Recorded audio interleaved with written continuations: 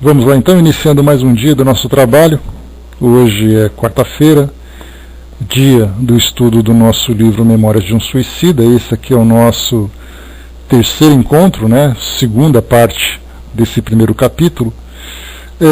Lembrando que o objetivo desse livro é exatamente conhecermos, né, os efeitos do suicídio sobre o espírito, porque é uma visão que nós temos, né, aqui do mundo material, de que a vida cessa com o fim do corpo físico. E nesses tempos atuais, em que esse tema tem sido bastante falado entre jovens, entre adultos, né, sobre principalmente devido, né, a essas tantas e tantas angústias que nós vemos hoje dentro do campo social, dentro do campo moral, então o suicídio acaba sendo um tema bastante comentado, né, e infelizmente percebido, né, dentro das estatísticas que nós encontramos aí nos meios de pesquisa. Então, esse nosso livro tem esse objetivo de expandir um pouco mais essa nossa visão sobre essa realidade, né, essa triste realidade. O que nós vimos no nosso primeiro capítulo, então, nós fizemos ali a introdução, o prefácio, fizemos a apresentação do livro. No nosso encontro anterior, na última quarta-feira, nós estudamos sobre o primeiro capítulo, os réprobos, até aqui a página número 12. E o resumo dessa passagem, ela deixa eu ver rapidamente aqui onde eu separei, só um instantinho. Tá. O resumo dessa passagem, né, que Camilo Castelo Branco passou para nós, né, descreveu, foi exatamente o ambiente psíquico que os suicidas encontram. Então ele fez uma descrição sobre aquele paralelo, né, com o Vale dos Leprosos, naquela época dos Evangelhos, e ele disse que apesar da doença que assolava aquele grupo, pelo menos lá eles eram atingidos, né, eles eram acolhidos, né, pela caridade alheia, eles mesmos se relacionavam, né, inclusive casais que se formavam dentro desse vale, onde eles podiam sentir a brisa, sentir o sol, e já nesse ambiente dos suicidas nada disso era percebido, pelo contrário, era sombra, era dor, era desespero, era tudo aquilo que nós podemos imaginar de pior dentro de um ambiente. Então esse capítulo diz assim: quem aqui, né, esse parágrafo, né, quem aqui temporariamente estaciona, como eu estacionei, são grandes vultos do crime, é a escória do mundo espiritual, falanges de suicidas que periodicamente para seus canais afluem levadas pelo turbilhão das desgraças em que se enredaram e a despojarem as forças vitais que se encontram, geralmente intactas, revestindo-lhes os envoltórios físicos e espirituais, por consequências sacrílegas do suicídio, e provindas preferentemente de Portugal, Espanha, Brasil e colônias portuguesas da África, infelizes carentes do auxílio confortativo da prece, aqueles levianos e inconsequentes que, fartos da vida que não quiseram compreender, se aventuraram ao desconhecido em procura do esquecimento pelos despinhadeiros da morte. Então, esse parágrafo aqui ele traz uma descrição breve, né, dessa realidade que nós vimos. Um pouco mais à frente também daquilo que nós vimos era exatamente aqui a preocupação, ou a despreocupação desses espíritos em fazer com que os leitores aqui do mundo material acreditassem naquilo que eles estavam tentando transmitir. Como ele diz assim para nós: não os convidarei a crer. Não é assunto que se imponha à crença, simplesmente, mas ao raciocínio, ao exame, à investigação. Isso porque muitos dos livros que são trazidos para nós, trazendo descrições do plano espiritual, são rejeitados aqui por nós, principalmente espíritas, né, já que esses livros são voltados para os espíritas, são rejeitados exatamente porque não encontram um paralelo nas obras da codificação. Então, o que ele chama atenção é exatamente isso, já que nós estamos numa época em que a razão acaba se tornando imperativa, né, a necessidade de nós fazermos ali investigações, pesquisas, então esse é um tema também a ser pesquisado. Então, depois dessa descrição inicial e dessa passagem que ele fala sobre esse desconhecido do mundo invisível, né, que nós estamos ainda tão distantes de conhecer, isso porque todas as nossas ciências são voltadas aqui para o mundo material, dentro do campo da biologia, da física, da química, né, dentre outras áreas que nós temos hoje, todas elas voltadas para a realidade do mundo material. Até mesmo aquelas que são, podemos chamar de mais abstratas, pelo fato de nós não termos elementos materiais de pesquisa, como é o caso, por exemplo, da psiquiatria, da psicologia. Nós encontramos, por exemplo, nas obras de Joana de Ângeles, mostrando as consequências do psiquismo ou dos desequilíbrios do psiquismo humano, tendo sementes lançadas muito antes da existência atual. Então, até mesmo nesse campo, nós percebemos que aprofundarmos dentro desse universo do espírito, nós encontraremos raízes de problemas que vão muito além da existência atual. Né? Então, gradualmente nós estamos aprendendo a conhecer, considerando, né, como nós comemoramos neste ano, né, no mês de abril, os 160 anos do lançamento do Livro dos Espíritos, e consequentemente também do início da doutrina espírita. E isso significa que um século e meio apenas conhecendo um novo campo de investigação, poderíamos chamar até de uma nova ciência. Nós vemos aqui, um novo campo de análise da ciência. Nós vemos então que há muito ainda a se conhecer, há muito ainda a se aprender. Então aqui no livro, na página número 12, nós iniciaremos então o estudo de hoje. Vamos lá. Saindo então da descrição daquele cenário que foi transmitido para nós. Era eu, pois, presidiário dessa cova omissa de horror, ominosa de horror. Não hesitava, porém, ali sozinho. Não habitava, porém, ali sozinho. Acompanhava-me uma coletividade, falange extensa de delinquentes como eu. Então, ainda me sentia cego. Pelo menos sugestionava-me de que o era, e como tal, me conservava, não obstante minha cegueira só se definir, em verdade, pela inferioridade moral do espírito distanciado da luz. A mim, cego, não passaria, contudo, despercebido o que se apresentasse mal, feio, sinistro, imoral, obsceno, pois conservavam meus olhos visão bastante para toda essa escória contemplar, agravando-se destarte a minha desdita. Dotado de grande sensibilidade para maior mal, tinha agora como superexcitada, o que me levava a experimentar também os sofrimentos dos outros mártires meus cômpares, fenômeno esse ocasionado pelas correntes mentais que se despejavam sobre toda a falange e oriundas dela própria, que assim realizava impressionante afinidade de classe, o que é o mesmo que asseverar que sofríamos também as sugestões dos sofrimentos uns dos outros, além das insídias a que nos submetiam os nossos próprios sofrimentos. Aqui um comentário interessante, a gente vai depois para o rodapé para poder ver aqui uma observação. Lembrar sempre que quando se fala sobre a lei da sintonia, que nós tanto ouvimos falar, tanto aqui no mundo material como no mundo espiritual, isso porque não é uma questão de dimensão de existência, mas nós falamos do campo das energias mentais. Então nós temos aqui, hoje, por exemplo, estamos aqui um grupo afim, né, estudando esse tema, estudando os temas da doutrina espírita. Nós vamos a um estádio de futebol, nós temos ali afinidades entre as pessoas, que tem ali a motivação, que é exatamente ali o esporte, num evento artístico, num evento científico, político, empresarial, nós temos ali então a lei da afinidade. E ela, do nosso ponto de vista, nós vemos então aquele aglomerado de pessoas que se juntam interessados naquele objetivo.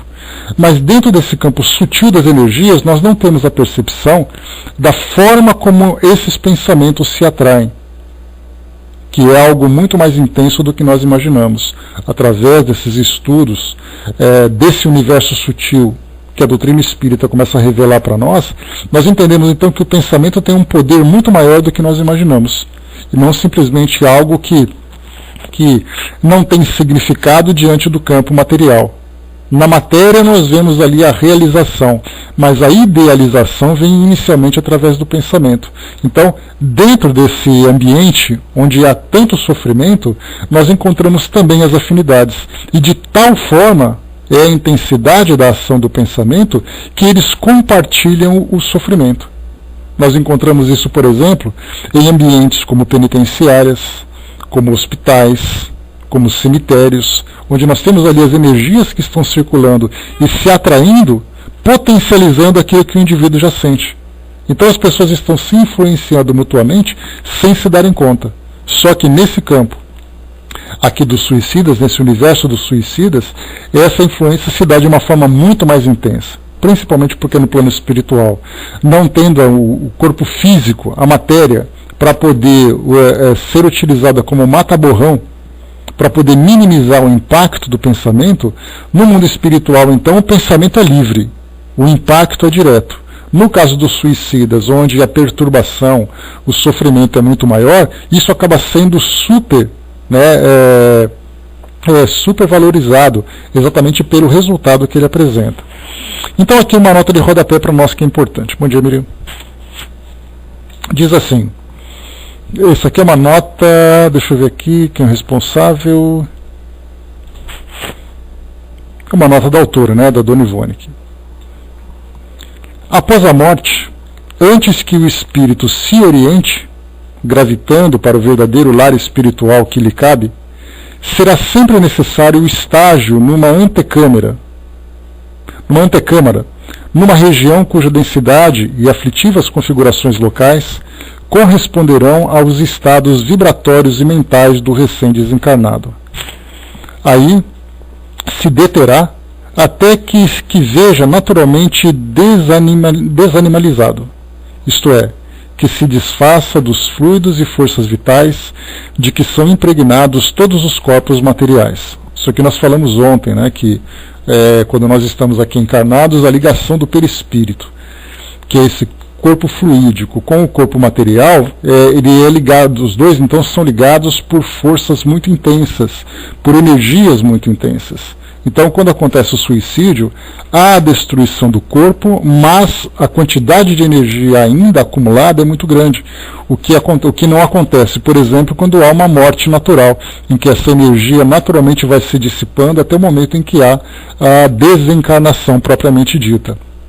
E até mesmo no caso das desencarnações violentas, há uma ruptura natural também desse mesmo tipo de ligação. Agora, no caso do suicídio, quando não há a expectativa, não há o preparo, nem a programação para a separação do perispírito com o corpo físico, o corpo é destruído, mas o perispírito fica ligado a esse corpo, sentindo ali as repercussões, as vibrações. Então aqui o que nós vemos é, como essas energias estão impregnadas, o espírito então passa por esse estado de grande sofrimento, enquanto essa energia vai se dissipando. O tempo que isso leva é muito relativo, de acordo com o tempo que existe na programação, de acordo com o merecimento que o espírito tem para receber essa assistência, com seu próprio esclarecimento também. Então são muitas variáveis que vão sendo aí somadas nessa equação. E continua aqui para nós também. Por aí se verá que a estada será temporária nesse umbral do além, conquanto geralmente penosa. Tais sejam o caráter, as ações praticadas, o gênero de vida, o gênero de morte que teve a entidade desencarnada, tais serão o tempo e a penúria no local descrito. Existem aqueles que aí apenas se demoram algumas horas, outros levarão meses, anos consecutivos, voltando à reencarnação sem atingirem a espiritualidade. Em se tratando de suicidas, o caso assume proporções especiais, por dolorosas e complexas. Esses aí se demorarão, geralmente, o tempo que ainda lhes restava para a conclusão do compromisso da existência que prematuramente cortaram, trazendo carregamentos avantajados de forças vitais animalizadas, além das bagagens das paixões criminosas e uma desorganização mental, nervosa, vibratória completas. É fácil entrever qual será a situação desses infelizes para que um só bálsamo existe? A prece das almas caritativas. Se por muito longo esse estágio exorbite das medidas normais ao caso, a reencarnação imediata será terapêutica indicada, embora acerba e dolorosa, o que será preferível a muitos anos em tão desgraçada situação, assim se completando então o tempo que faltava ao término da existência cortada.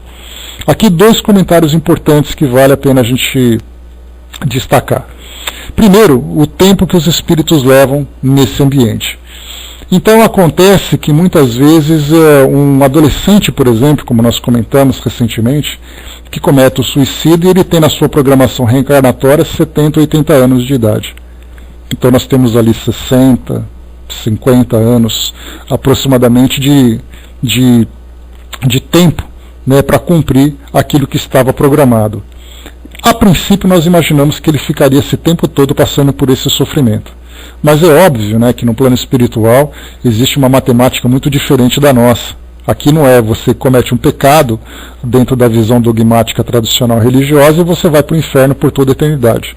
Nós temos atenuantes, temos agravantes que são avaliados, temos merecimento que os espíritos também acabam acumulando, né?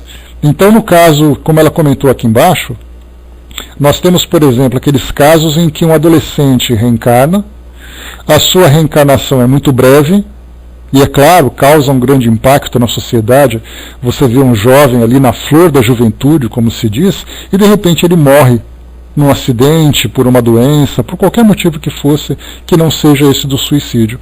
E conforme os espíritos passam para nós nos ensinamentos da doutrina, é exatamente ali, é um tempo que o espírito precisava para cumprir aquilo que lhe faltava numa existência anterior.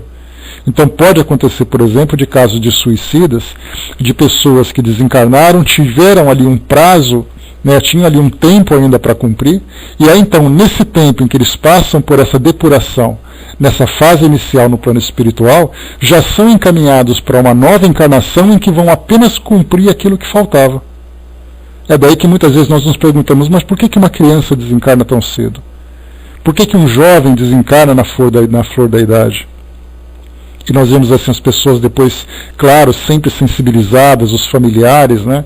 Quando nós começamos a ver assim, poxa, mas ele tinha toda a vida pela frente, ele sonhava em ter tal coisa, e as pessoas, claro, lamentam, porque a morte tem uma interpretação muito diferente, né, na nossa visão materialista, porque a morte significa o fim, a morte significa a dor.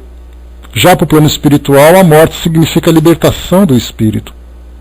Então, quando acontece, nesse caso, um espírito que cumpre um tempo que faltava para a sua existência, na verdade ele retorna para o plano espiritual para recomeçar uma nova programação, porque aquela foi quitada. Seria assim, nós poderíamos dizer, mais uma prestação que faltava para cumprir aquele compromisso que ele tinha assumido pelo erro que foi praticado. Então nós temos assim, né, todas essas variações no plano espiritual que mostram de que forma que os espíritos se ajustam nessa longa trajetória evolutiva, porque nós vemos aqui do plano espiritual que é nascer, viver e morrer. No plano espiritual você reencarna, sem dúvida nenhuma, vive a sua vida, a forma como isso é vivido é levada em consideração, há a sua desencarnação trazendo lições, como nós vimos ontem no nosso livro O Céu e o Inferno. Espírito ali, aquele marinheiro, né, que apesar do bom caráter, apesar do esforço que ele tinha, a sua desencarnação foi extremamente sofrida porque numa existência anterior ele trazia um débito moral por erros que foram praticados. Então tudo isso é levado em consideração numa programação reencarnatória, né? A gente está aprendendo a fazer isso, né, André? Esse olhar amplo, ele vem se desenvolvendo gradualmente conforme a gente vai conhecendo um pouco mais essa lei que rege a nossa vida aqui no plano físico e também no plano espiritual. Lembrando que o espírito continua sendo o mesmo, né? Bom dia, olhos. Então, continuando aqui para nós, vamos lá.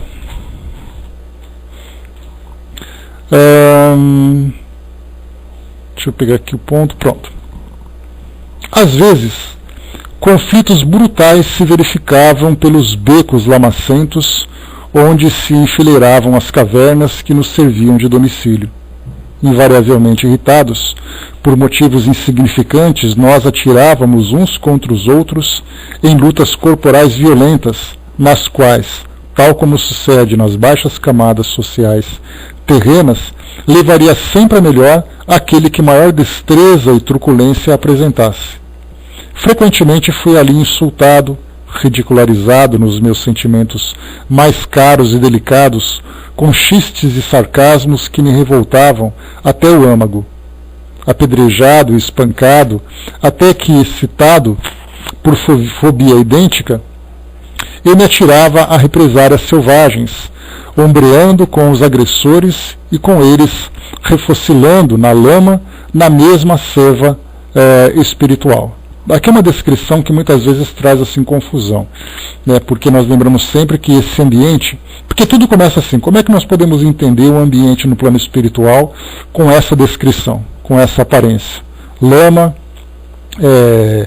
escuro, frio e todos esses pequenos detalhes que vão se somando. Como eu comentei com vocês num dos nossos encontros anteriores do estudo desse livro, nós temos uma dificuldade muito grande de criar esse cenário na nossa mente, de imaginar exatamente aquilo que é passado para nós. Então, como eu tinha comentado, se nós pegarmos, por exemplo, uma novela como A Viagem, né, acho que foi Ivani Ribeiro, né, que foi a autora desse livro, ele foi baseado numa das obras de André Luiz. Nós tivemos ali então o personagem Alexandre, que cometeu suicídio na prisão, e depois ele se encontrou no Vale dos Suicidas, que era uma grande pedreira, que nós tínhamos ali fogo, tínhamos lama, tinha aquelas pessoas se arrastando pelo chão e tudo mais. Então, na verdade, o que nós entendemos é o seguinte: o mesmo princípio que nós estudamos no Livro dos Médiuns, lá no capítulo 15, Laboratório do Mundo Invisível, e também no livro A Gênese, no capítulo 14, acho que é capítulo 8, desculpem, não 15, acho que é 8. 8 ou 15, depois a gente confere. Então, Laboratório do Mundo Invisível, lá no capítulo 14, os fluidos do livro A Gênese, nós entendemos então que a mente, bom dia fraterna, a mente é a força criadora do plano espiritual, e os fluidos, no caso, por exemplo, o fluido cósmico material, o fluido cósmico universal, mas numa densidade que pode ser palpável, entre aspas, no plano espiritual, então nós temos a matéria-prima e nós temos a força criadora. Então, da mesma forma que um espírito pode criar a sua vestimenta, da mesma forma que ele pode criar uma medicação, porque tudo isso está descrito nesses dois livros que são fundamentais para o estudo da doutrina espírita. Quando nós falamos sobre criar, por exemplo, aquela caixinha de rapé, que é um objeto simples, um objeto banal, insignificante para nós, mas nós falamos do princípio da criação daquele material. Da mesma forma que um espírito pode criar uma cadeira, ele pode criar um vale. Ele pode criar um ambiente onde a sua mente vai transferir e vai exteriorizar aquilo que ele está imaginando. No caso do suicida, por exemplo, que tem um pensamento absolutamente tumultuado, sofrido, cheio de angústias e aflições, ele vai criar isso. Nós temos alguns filmes que passam na televisão, desses de ficção, principalmente de pessoas que têm ali um poder psíquico muito grande. Por exemplo, um filme de terror chamado Baile de Formatura, ou Carrie, a Estranha, para quem se lembra. Era uma jovem, né, descendente ali da mãe, ambas tinham ali um poder, né, uma força psíquica muito grande, capaz de transferir para o ambiente aquilo que elas pensavam. Então, se elas estavam bem, estava tudo normal. Quando acontecia algum tumulto, alguma situação complicada, problemática para elas, fenômenos, né, de telecinesia, de movimento de objetos aconteciam à sua volta. Então, nesse filme, por exemplo, no Carrie, a Estranha, daquele que é a segunda parte do baile de formatura, a jovem foi então constrangida naquela festa. Jogaram tinta nela e ela... Capítulo 8, obrigado, Dudu. Então, lá do Livro dos Médiuns. Então, jogaram tinta, fizeram ela passar vergonha, montaram todo aquele cenário para poder envergonhá-la na frente de todo mundo num baile de formatura da escola. Naquele momento, a mente dela começou, então, pela raiva que ela sentia, começou a causar aquele tumulto todo, um monte de gente morreu e coisa e tal. Nesse caso, nós temos numa história de ficção de um filme de terror, mostrando o quê? A exteriorização, através desse fenômeno, né, de telecinesia, porque ali nós temos então esses paranormais que são chamados, né? Lembrando que todo médium é um paranormal, mas nem todo paranormal é um médium. como lembra o Divaldo Franco. Então, nesse filme, a jovem começou então a exteriorizar o seu pensamento de uma forma tumultuada, porque era exatamente aquilo que ela pensava. Passando agora para essa realidade do plano espiritual, o espírito desencarnado vai produzir, pelo conteúdo da sua mente, manipulando o fluido à sua volta, aquilo que ele está vendo. Então é sombra, frio, é escuro, frio, sofrimento, aquele ambiente tumultuado, várias mentes compartilhadas produzindo a mesma situação. O que acontece? Nós vemos então um ambiente como aquele. Por isso então nós vemos uma lógica, estudando o livro dos médiuns e estudando a Gênese, a partir de um potinho de rapé, que foi aquilo que aquele espírito tinha criado, né, para quem não se lembra, era um fenômeno que Kardec estava estudando, de uma senhora que foi visitada por um conhecido dela. Ele então se materializou no quarto dela, carregando então uma latinha de rapé. Rapé, para quem não lembra, né, aquele pozinho que fazia espirrar, que era muito usado antigamente. Então ele apareceu com esse pozinho de rapé. Então Kardec ficou intrigado com esse pozinho. Isso porque, como é que um espírito pode criar aquilo? Ele estava cheirando esse rapé. E Kardec perguntou, ele pode criar a caixinha? Sim, pode. Mas e a substância dentro também pode? Aí então os espíritos responderam, sim, também pode. Esse princípio do espírito criar alguma coisa faz com que ele possa criar algo pequeno ou ele possa criar algo grande, dependendo da intensidade do seu pensamento. É daí então que muitas vezes nós falamos sobre colônias espirituais. Como é que você pode imaginar uma casa sendo criada no plano espiritual? Se o espírito pode criar uma caixinha de rapé, o que o impede de criar uma casa no plano espiritual? Já que ele não tem limites pela força do pensamento. Já que nós temos grandes mentes criativas no plano espiritual. Então o princípio é o mesmo. A gente pode até não aceitar, não querer aceitar por não ver, por simplesmente não gostar da ideia do que existe no plano espiritual. Mas nós não podemos negar o princípio do fenômeno, que é mais importante. É isso que nos estimula a esse aprendizado, o princípio do fenômeno. Muito bem, a Ajuda colocou, não é isso só o ambiente à sua volta, né? As ações...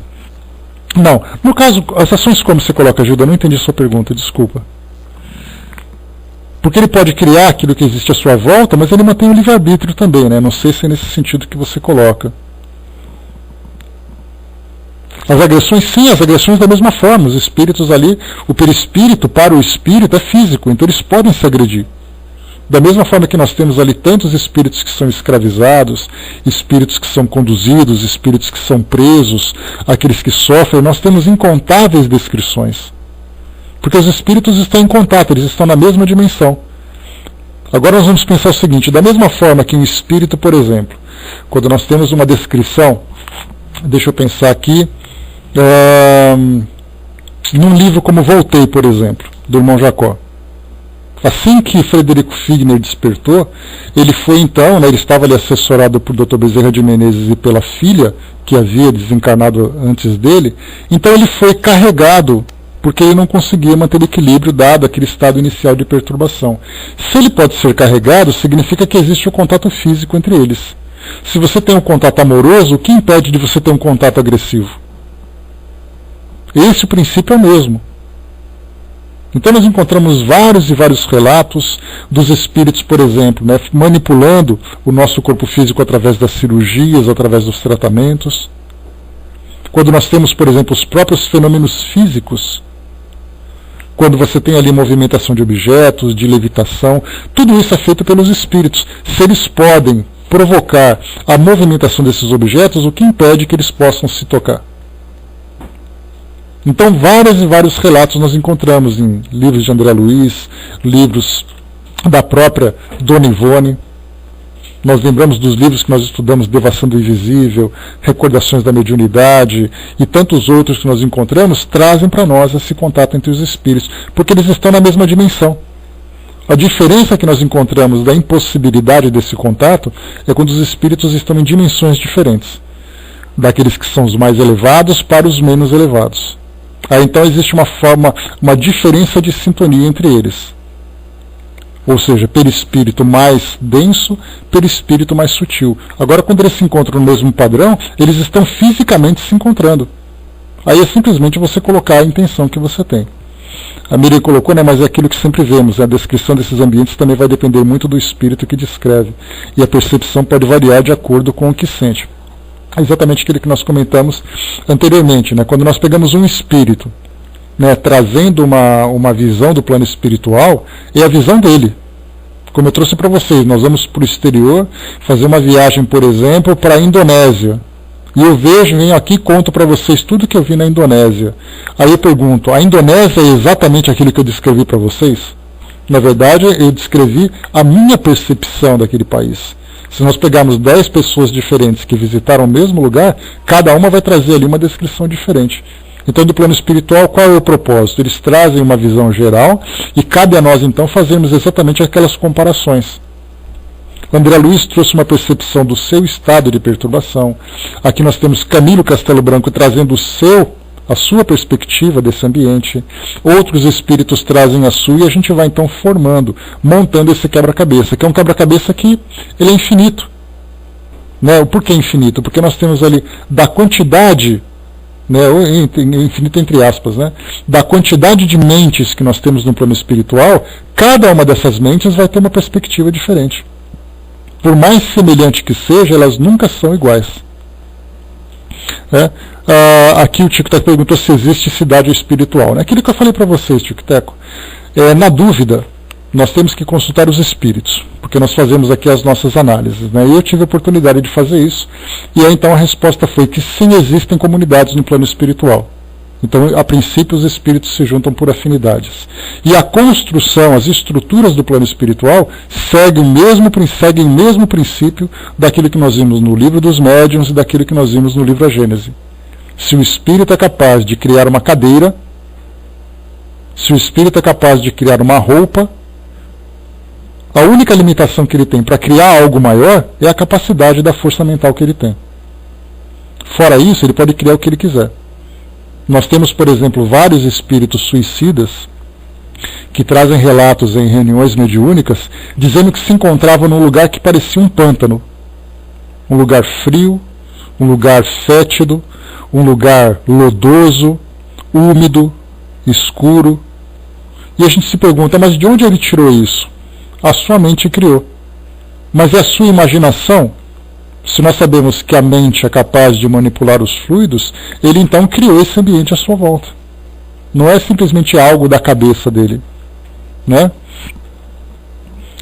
Sim, individualmente nós podemos ver os detalhes, mas genericamente nós podemos ver isso no conjunto. Porque vários espíritos descrevem situações semelhantes.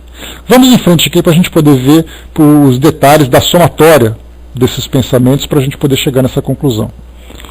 Né? Começa na mente dele, né? Porque quando você fala plasmar alguma coisa, você fala em materializar. Então simplesmente ele está imaginando, é uma coisa. Quando ele começa então a exteriorizar isso, ele está, é exatamente essa expressão que nós utilizamos, plasmando essas situações. Né? Sim, mas é o que ele colocou aqui, Tico Teco. Ele não tem essa preocupação de convencer. Cabe a nós investigarmos essas informações. Só que o que geralmente acontece com alguns grupos é simplesmente a rejeição. Não, eu não aceito isso. Tá, mas você não aceita por quê? Ah, não aceito porque eu não gosto. Então é uma opinião, uma questão de gosto pessoal, não é uma questão de investigação. Se nós estamos trabalhando nesse campo da investigação, gostando ou não gostando, você precisa investigar. Não é uma questão de preferência, é uma questão de objetivo. Então, se nós temos esse material, cabe a nós então investigarmos outros tantos espíritos, perguntarmos aos próprios espíritos. E não simplesmente pegarmos livros e dizer, olha, nesse livro tem, no outro livro não tem. Pergunta para quem vive lá. E aí então você complementa com aquilo que foi escrito através de pesquisas. Até porque as pesquisas não disseram que não tem. Elas não disseram que tem, é diferente. Porque quando você diz assim, olha, não sei se tem ou eu não falo nada. Então está aberta a possibilidade de existir alguma coisa. Agora quando eu afirmo não tem, aí eu estou sendo taxativo. Kardec não afirmou não tem. Ele simplesmente não comentou. Até porque essas estruturas, na própria Revista Espírita, nós temos 3 passagens na Revista Espírita em que Kardec fala sobre cidades no plano espiritual. Ele só não aprofunda. Não Kardec, mas os espíritos disseram nos seus artigos e Kardec publicou. só que ele não se aprofundou. Mas vamos em frente, vamos lá para a gente poder estudar um pouco mais esses temas aqui. Continuando aqui rapidamente.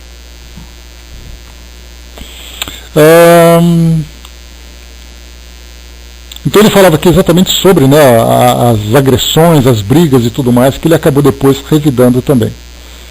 A fome, a sede, o frio enregelador, a fadiga, a insônia.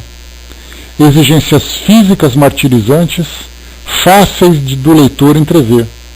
A natureza como que aguçada em todos os seus desejos e apetites, qual se ainda trouxéssemos o envoltório carnal. A promiscuidade muito vexatória de espíritos que foram homens e dos que animaram corpos femininos. Tempestades constantes, inundações mesmo, a lama, o fétido, as sombras perenes, a desesperança de nos vermos livres de tantos martírios sobrepostos, o supremo desconforto físico e moral. Eis o panorama, por assim dizer, material, que emoldurava os nossos ainda mais pungentes padecimentos morais.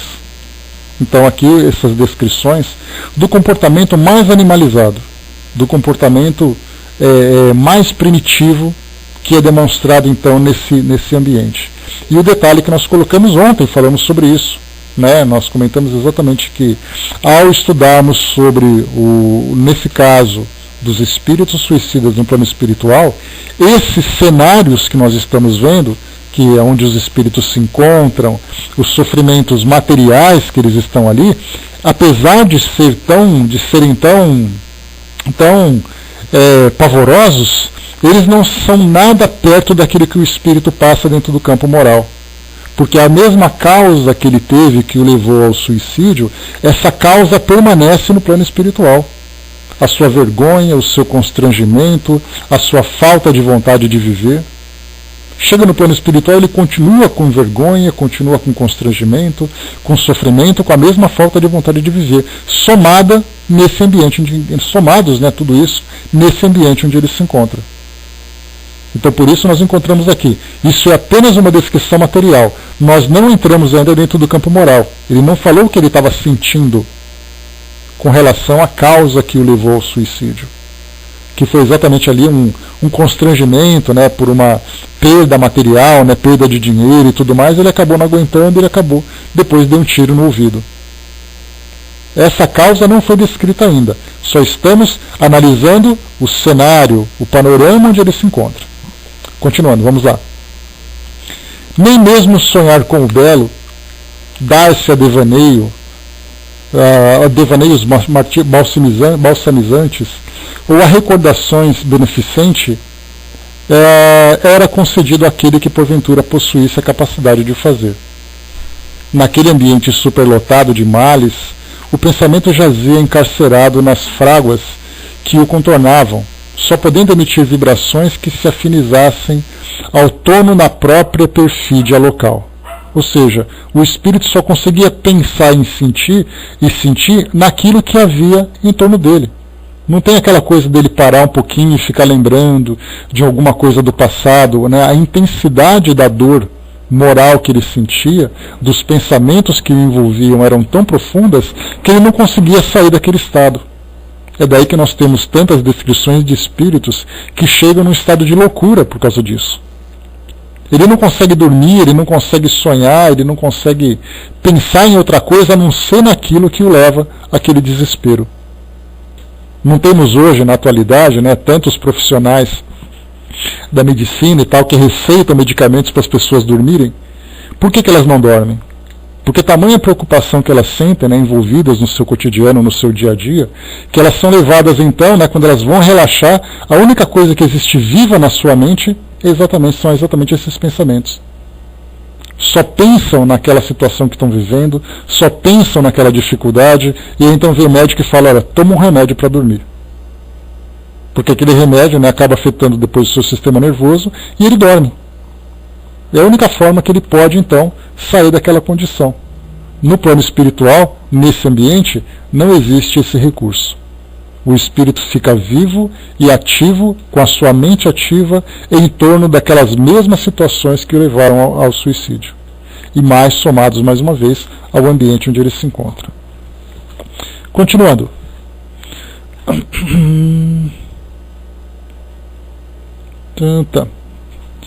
Naquele ambiente superlotado, tal, né? E envolvidos em tão enlouquecedores fogos, não havia ninguém que pudesse atingir um instante de serenidade e reflexão para se lembrar de Deus e bradar por sua paternal misericórdia. Não se podia orar, porque a oração é um bem, é um bálsamo, é uma trégua, é uma esperança. E aos desgraçados que para lá se atiravam nas torrentes do suicídio, impossível seria atingir tão altas mercês. Não sabíamos quando era dia ou quando voltava a noite, porque sombras perenes rodeavam as horas que vivíamos. Perdêramos a noção do tempo.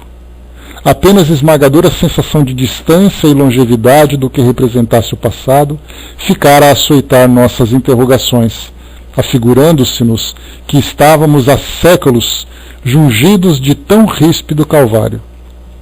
O que já foi falado também é que uma das grandes dificuldades que nós temos, né, é quando nós perdemos a noção do tempo e do espaço. Isso para nós é motivo de enlouquecimento.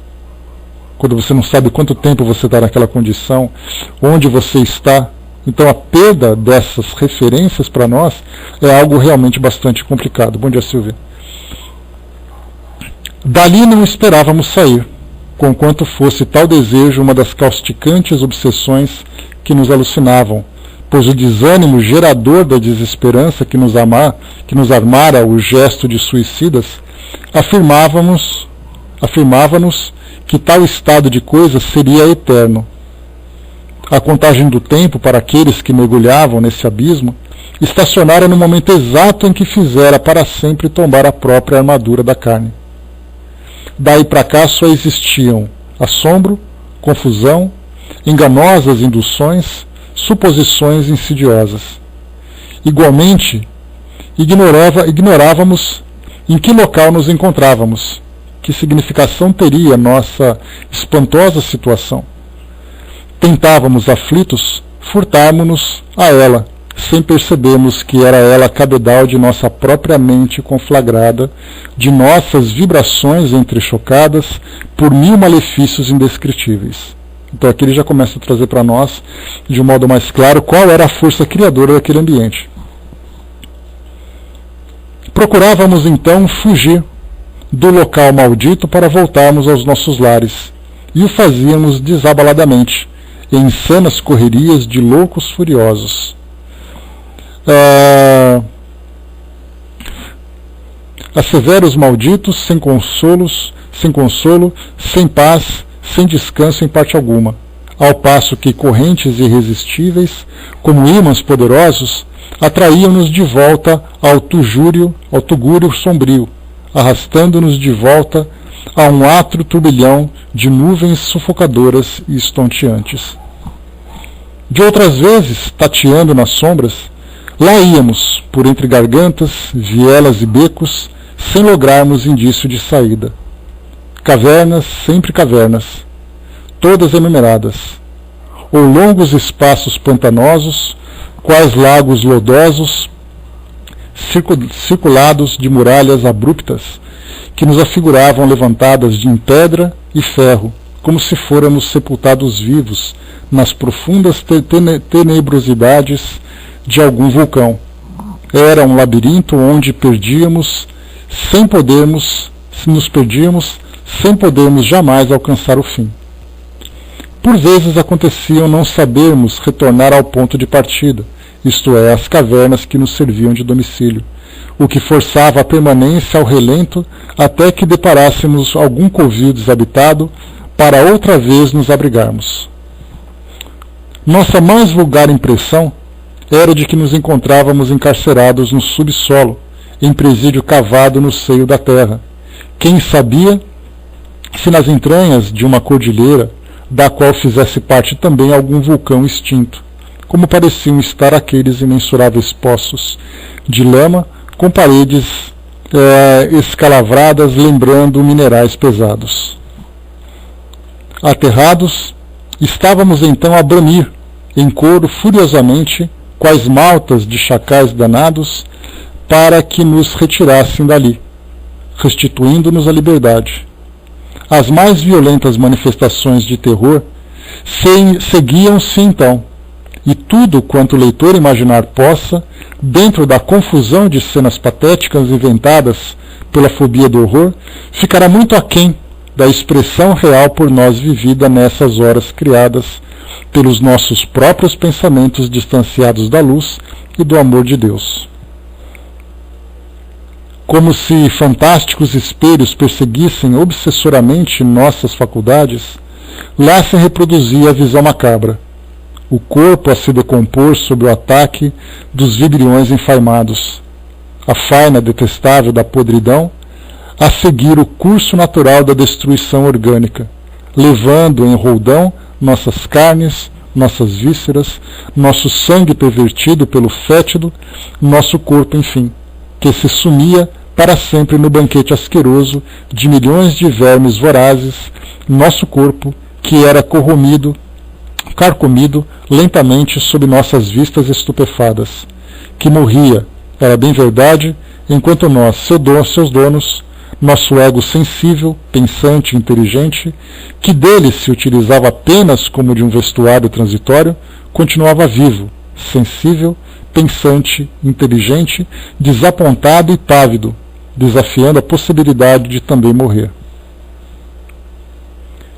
E, ó tétrica magia que ultrapassava todo o poder que tivéssemos de refletir e compreender, ó castigo irremovível, punindo o renegado que ousou insultar a natureza, destruindo prematuramente o que só ela era competente para decidir e realizar. Vivos, nós em espírito diante do corpo putrefado, sentíamos a corrupção atingir-nos. Doíam em nossa configuração astral as picadas monstruosas dos vermes. Enfurecia-nos até a demência a martirizante repercussão que levava nosso perispírito, ainda animalizado e provido de abundantes forças vitais, a refletir o que se passava com seu antigo envoltório limoso, tal o eco de um rumor a reproduzir-se de quebrada em quebrada da montanha ao longo de todo o vale. Então aqui o que nós vimos nesse trecho fala exatamente sobre aquilo que se sentia dos corpos em decomposição. E aí, como nós já vimos, nada mais eram do que uma ligação, uma conexão que havia ainda entre o perispírito e o corpo físico. Então os espíritos relatam não apenas suicidas, mas espíritos muito apegados, criminosos e tudo mais, falam exatamente sobre esse drama que eles sofrem de sentirem seus corpos em decomposição. Aquilo que nós falamos, né, Braz, nessa semana, é difícil para nós trazer uma descrição do que é para o espírito sentir o corpo, né, o perispírito dele ser, o corpo físico dele ser cremado. Então a gente pode potencializar esse drama, imaginando, por exemplo, alguém que cometeu suicídio e depois a família levar o corpo para poder ser cremado. O que o espírito sentiria nesse momento? Será que nós poderíamos imaginar que no plano espiritual, né, nesse ambiente criado pela mente dele, ele se veria constantemente pegando fogo, com queimaduras de 3º grau expostas? Por mais que a gente tente imaginar, criar uma situação assim, a gente não vai chegar nem perto da realidade. Não dá para a gente imaginar o que é. Aliás, eu confesso para vocês que eu não me lembro de ter lido nenhuma história de um espírito que fale sobre a experiência da cremação. A gente conhece explicações, né, trazidas por Emmanuel, por exemplo, que fala sobre isso, daquelas 72 horas, mas eu não me lembro de nenhum espírito ter dito, olha, meu corpo foi cremado e eu senti tal coisa. Não me recordo. Né? Então vai saber, né? Pois é, tudo isso são pesquisas que poderiam ser feitas. Eu fiz isso, Brás, né? Dá pra gente fazer, né, né, lá pelo CELD, é muito comum a gente fazer isso. Então foi através deles que eu mandei a mensagem, né? O nosso amigo Francis frequenta lá, então eu mando por carta para ele e eles acabam respondendo, né?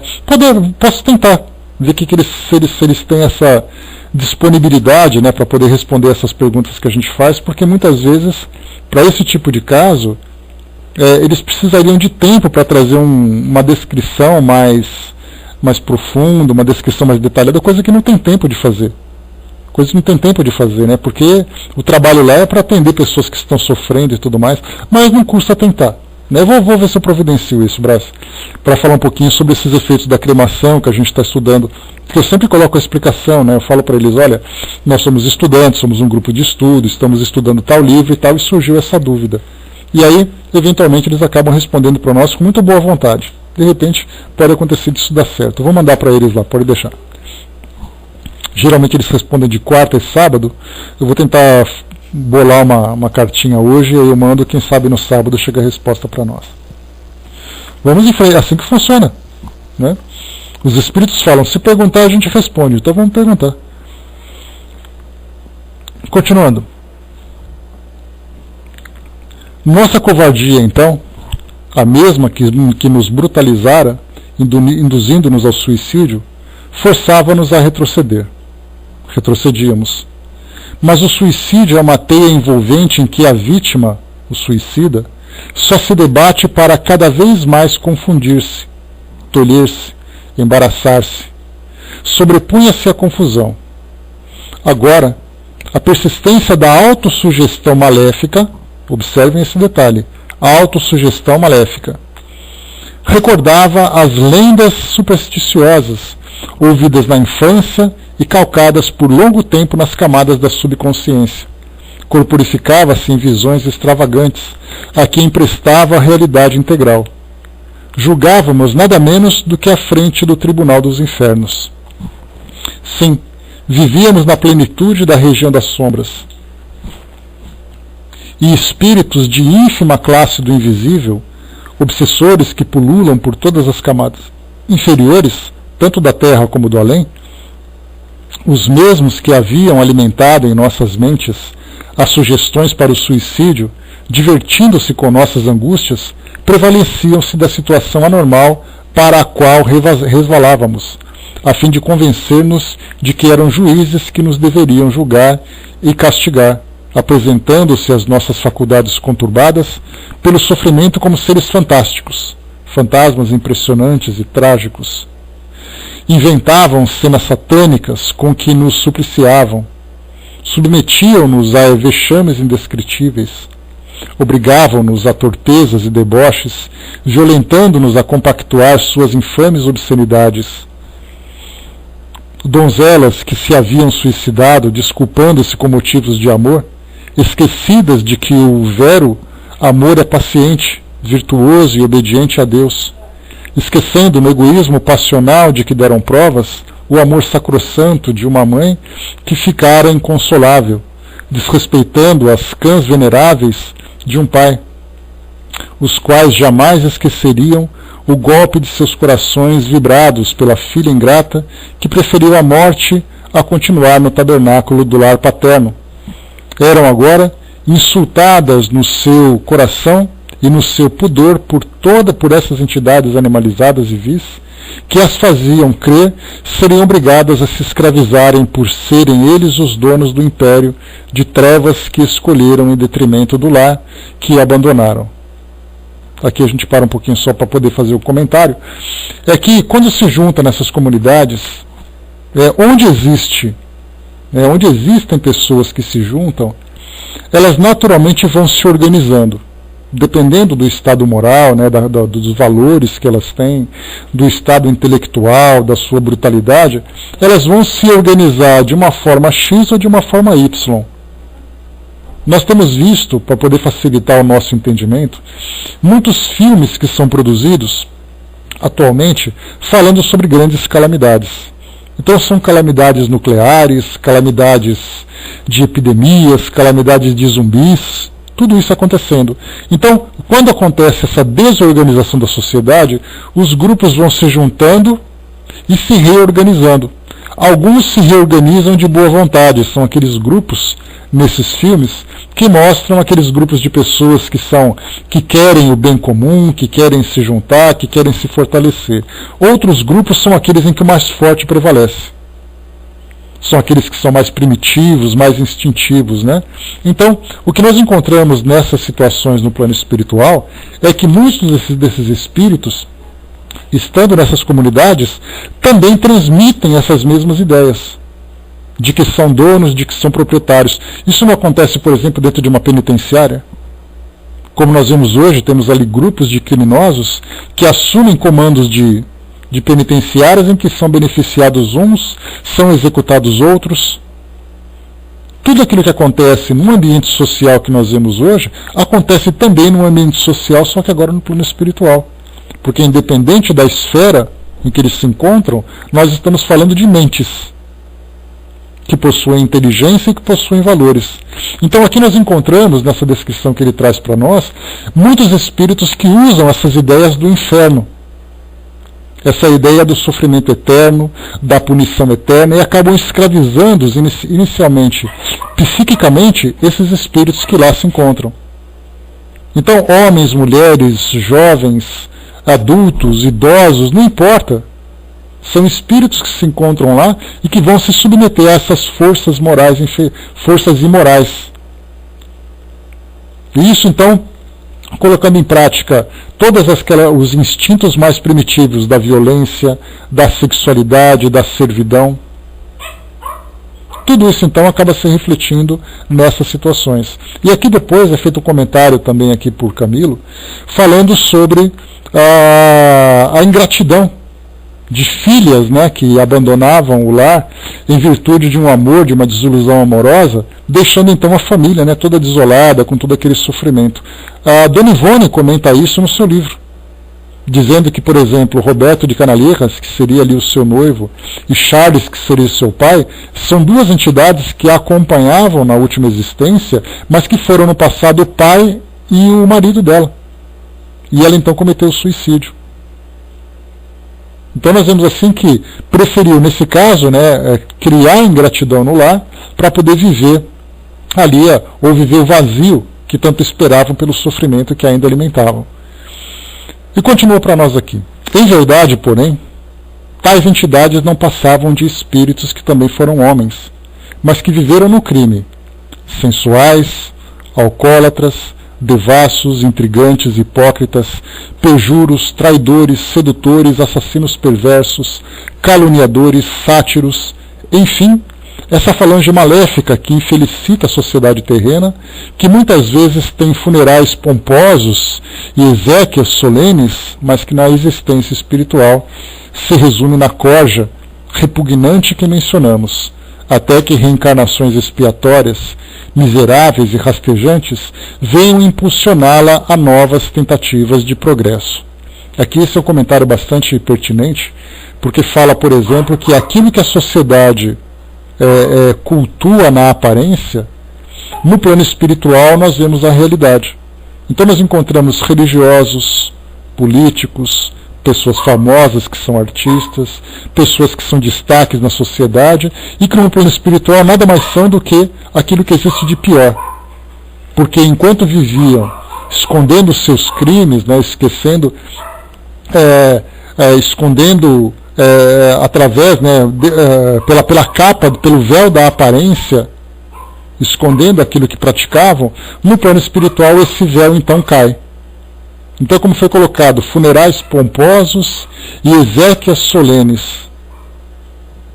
Nós tivemos uma descrição interessante, por exemplo, do livro Roqueiro no Além, que conta a história de Raul Seixas.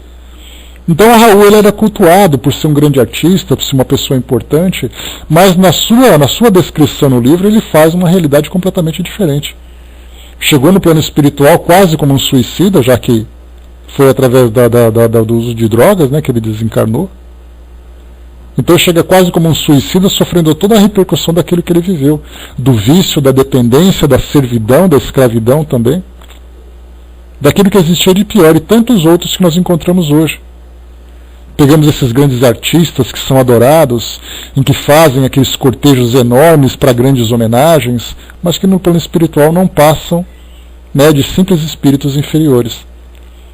Vemos, por exemplo, né, de grandes generais, de grandes militares na história da humanidade, grandes conquistadores que nas suas desencarnações fizeram também todas aquelas homenagens com toques de corneta, com salvas de tiros, com uniformes com tantas e tantas condecorações, e no plano espiritual rastejavam por terem vivido essa vida de crime e essa vida de viciação.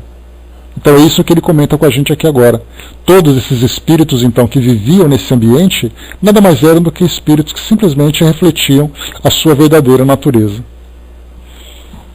Inclusive eu até postei para vocês, né, lá no nosso grupo no Facebook, aquela descrição do inferno, né, feito por Dante Alighieri, em que cada uma das camadas, né, daquelas, se não me engano, 9 camadas, 9 esferas, nós tínhamos ali grupos, né, categorias de espíritos que ocupavam cada uma daqueles grupos, né? E a mais profunda de todas elas é exatamente dos traidores. Mas é claro, né, ali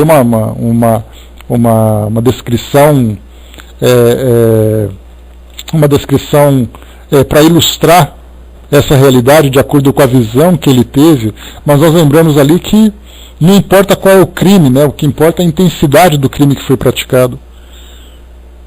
A motivação que o espírito teve, a sua verdadeira natureza, é isso que vai refletir nessa sua realidade.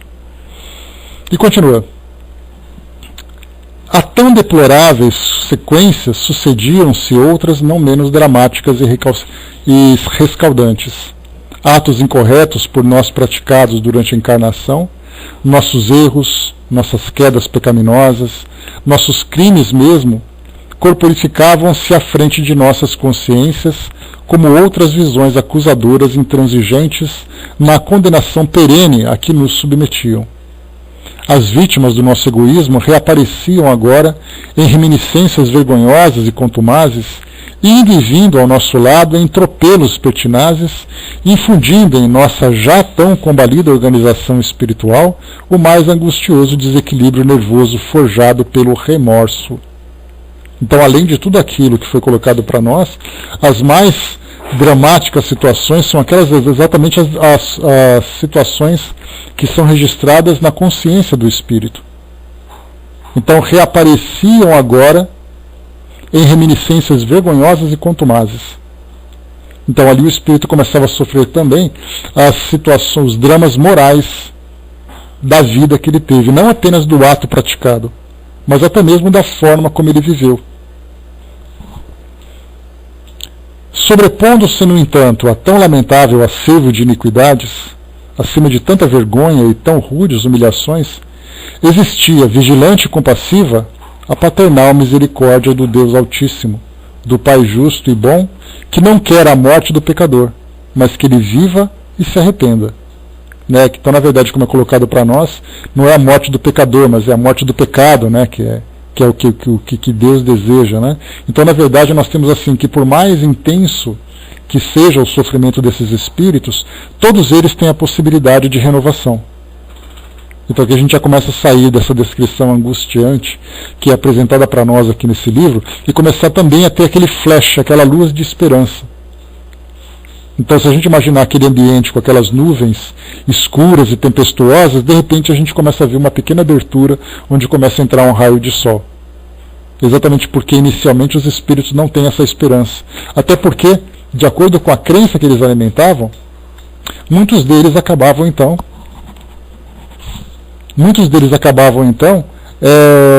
vindo de crenças, porque aqui não é o Vale dos Suicidas Espíritas, aqui é simplesmente, né, o ambiente onde espíritos suicidas se juntam. Então não importa qual é a crença que ele tenha, o que importa é a afinidade que ele tem com esse ambiente. E aí nós encontramos então aqueles que acreditam no inferno, que vão sofrer por toda a eternidade, e aí então ele já se coloca naquela condição, assumindo que o seu sofrimento será eterno. Então ele mesmo cria, por essa ideia de autossugestão, como nós vimos há pouco, ele mesmo se impõe a punição que ele vai sofrer por toda a eternidade. Enquanto aqueles que desejam a renovação, que têm aquela esperança, olha, eu realmente quero melhorar, eu me arrependi do que eu fiz e tudo mais. Então essa situação mental dos espíritos é algo que influencia e muito nesse estágio que eles estão vivendo, nesse ambiente de tanto sofrimento. Nas peripécias que o suicida entra a curtir depois dos desbaratos que prematuramente o levou ao túmulo, o vale sinistro apenas representa um estágio temporário, sendo ele para lá encaminhado por movimentos de impulsão natural, com o qual se afina, até que se desfaçam as pesadas cadeias que o atrelam ao corpo físico terreno, destruído antes da ocasião prevista pela lei natural. Será preciso que se desagreguem dele as poderosas camadas de fluidos vitais que lhe revestiam a organização física, adaptadas por afinidades especiais da grande mãe natureza à organização astral, ou seja, ao perispírito, as quais nele se aglomeram em reservas suficientes para o compromisso da existência completa. Importante a gente observar isso. Então a gente traz a nossa pilha carregada para a existência inteira. Como isso funciona, nós não temos ainda detalhes para poder entender na profundidade, mas dá para a gente compreender que se você traz uma carga de energia suficiente para cumprir uma existência, e você interrompe o seu corpo físico, a carga continua. Então é como se, podemos imaginar assim, tentáculos de energia fizessem com que o perispírito ficasse preso ao corpo físico, mesmo que o corpo físico seja destruído, e mesmo que seja a uma certa distância. Então o corpo físico vai sofrendo, vai se desgastando, se decompondo, e o espírito vai sentindo isso, pela ligação que ele tem com o perispírito. Depois diz para nós que se arrefeçam, enfim, as mesmas afinidades, labor que na individualidade de um suicida será acompanhado das mais aflitivas dificuldades, de morosidade impressionante, para só então obter possibilidade vibratória que lhe faculte alívio e progresso. Aqui uma pequena nota de rodapé, para poder facilitar aqui o nosso entendimento. As impressões e sensações penosas oriundas do corpo carnal, que acompanham o espírito ainda materializado, chamaremos repercussões magnéticas, em virtude do magnetismo animal existente em todos os seres vivos e suas afinidades com o perispírito. Trata-se de fenômeno idêntico ao que faz a um homem que teve o braço ou a perna amputados sentir coceiras na palma da mão que já não existe com ele, ou na sola do pé, igualmente inexistente. Conhecemos em certo hospital um pobre operário que teve ambas as pernas amputadas, senti-las tão vivamente consigo, assim como os pés, que, esquecido de que já não os possuía, procurou levantar-se, levando, porém, estrondosa queda e ferindo-se. Tais fenômenos são fáceis de observar. Então nós vemos ali que o espírito mantém a ideia da existência do seu corpo físico. E no caso do espírito desencarnado, dependendo da ligação que ele tem, ele continua sentindo seu corpo físico, exatamente por essa força magnética, por essa repercussão magnética, como foi chamado aqui para nós. E para finalizarmos, de outro modo, tal seja a feição do seu caráter, tais os deméritos e grau de responsabilidades gerais, tal será o agravo da situação, tal a intensidade dos padecimentos a experimentar, pois nesses casos não serão apenas as consequências decepcionantes do suicídio que lhe atingirão a alma, mas também o reverso dos atos pecaminosos anteriormente cometidos. Então a gente fecha exatamente nesse ponto que comentamos aqui, que eu sempre comento com vocês. Como se não bastasse todas as situações, que são já dolorosas das repercussões magnéticas do corpo físico sobre o espírito, através do perispírito, já vem também ainda a consciência pesando dos atos pecaminosos anteriormente cometidos. Deixa eu ver aqui. Tá, então paramos aqui exatamente num ponto ótimo, porque depois vai falar sobre a movimentação. Porque por enquanto nós estamos assim. Inicialmente falou da descrição, naquela primeira parte que nós estudamos no nosso encontro anterior. Agora nós falamos sobre a presença dele nesse ambiente, tudo aquilo que ele sentia. E agora a gente vai começar a falar, a partir do nosso próximo encontro na semana que vem, falar sobre a dinâmica nesse lugar. Então ele vai começar assim: periodicamente, singular caravana visitava esse antro de sombras. Então já estamos falando sobre a interação de outros grupos de espíritos que são socorristas, que fazem ali aquele trabalho humanitário junto a esses espíritos. O Tico Teco colocou: a diferença para o suicida é maior tempo passado no purgatório. Não apenas o tempo, Tico Teco, mas essa carga fluídica energética que eles vivenciam faz com que eles sintam essa repercussão que foi descrita para nós aqui agora. Porque o estado de perturbação, ele é normal para todos. Cada espírito vai ter ali o seu momento, né, de adaptação a essa nova realidade do plano espiritual. Mas para os suicidas em especial, eles terão esse agravante, que é exatamente sentir os efeitos dessa carga magnética. Nós poderíamos fazer uma comparação para espíritos que são criminosos, por exemplo, aqui no nosso mundo, né? Alex, bom dia. Criminosos. Então, o indivíduo desencarnou, mas ele continua preso ao seu corpo físico. Tem um livro muito interessante, que é um livro escrito por um autor que é umbandista, chamado O Guardião da Meia-Noite. Fala a história de um indivíduo que trabalhava naquela época das entradas e bandeiras, né, do Brasil colônia, que exploravam, principalmente aqui na região de São Paulo, né, exploravam o interior do país, em busca de índios, em busca de tesouros e tudo mais. Então esse indivíduo, ele era um desses caçadores de índio que matou muita gente. Então ele matava os índios com toda facilidade, também era perseguido por eles, né? Ou seja, era aquele indivíduo que criou todas as situações para ser o mais odiado e o mais odioso indivíduo, né, que poderia existir naquele grupo. E quando ele desencarnou, ele ficou preso junto com o seu corpo físico durante muito tempo. Então ele sentia ratos, baratas, cobras, vermes, né, desgastando ali, decompondo o seu corpo físico, e ele sentia tudo isso. Até que foi então, ele saiu daquela condição, levado por grupos com quem ele tinha afinidade. Então nós vemos assim que são situações que são muito particulares de grupos para grupos, mas nesse caso do criminoso, ele mesmo criou essa situação pela condição moral em que ele se encontra. No caso do suicídio, é uma condição natural que o leva a esse sofrimento. Por isso ele fica então durante esse período, né, sofrendo todas essas angústias. Digo isso por causa do cumprimento do tempo da encarnação. Sim, ele vai ficar, mas como eu falei para vocês, existem ali os atenuantes e os agravantes. Né, tem muitos espíritos que cometem um suicídio, mas que tiveram ali atenuantes que diminuíram o peso, apesar do sofrimento que eles tiveram.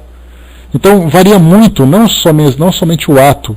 Como eu falei para vocês, vai depender do tipo de vida que a pessoa teve. De repente ela foi uma pessoa muito boa, mas alguma coisa a levou ao ato suicida. E aí então ela passa inicialmente por essa fase negativa, mas ela tem méritos para ser assistida, para ser ali assessorada nesse período. E tem outras pessoas que foram extremamente egoístas que cometeram suicídio. Então não é uma matemática dizendo que todo mundo é assim. É isso que nós vamos então, né, observando toda essa variação que existe no plano espiritual, né? Então, pode ficar lá durante esse tempo, ou pode, numa próxima encarnação, cumprir aquilo que faltava. É aquilo que nós vimos, né? Que pode, nesse caso, diminuir o tempo que ele fica nesse ambiente para poder fazer isso diretamente numa reencarnação. E isso foi descrito um pouco antes para nós, né? Sim, a regra geral é que o espírito vai sentir inicialmente a repercussão daquilo que ele viveu, do seu corpo físico e tudo mais. Depois vão se somando a todos os valores que ele foi acumulando durante a sua existência. O Brás colocou: a pior punição que acho para um suicida é ter algumas encarnações trazendo marcas orgânicas do corpo, o que é algo natural, né, Brás? O que também faz parte dessa lei natural. A lesão que ele cria no seu perispírito é algo que vai acompanhá-lo durante a sua existência, se não no início da sua existência, desde o início, vai depois surgir, como a gente vai ver depois no caso do Camilo Castelo Branco, né? Faz parte disso, né? Cada um trazaria suas marcas, né? A Angelina colocou, né? Não sei porquê, quando o assunto é suicídio, fico confusa. Sinto uma energia diferente. Incomoda, é um assunto denso, né? Mas a gente vai sair em breve, né? Porque isso aqui é a fase inicial. A gente vai sair em breve desse início dele no plano espiritual. Depois nós entraremos, né, de fato no desenvolvimento dele. Aí vai ser algo mais leve, uma coisa mais interessante para nós. Mas é importante a gente marcar, né, o início da chegada do suicida na dimensão espiritual pela desencarnação dessa forma, para a gente ver exatamente o sofrimento que ele tem. mas depois nós vamos ver ali todo o crescimento dele também através dessas transformações, né? Então, beleza, então, o Zé vai logo, né, decolando para Goiás, lá em Palmelo de novo, né? Muito bom, o Zé. Então essa semana que você vai ficar fora, aproveita bastante lá, traga lá boas energias para todos nós, que sempre precisamos, é sempre muito bem-vinda, né? Como diz, né, boas vibrações, canja de galinha não faz mal para ninguém, né? Então estamos aí. Muito bem, então paramos aqui, pessoal, na página número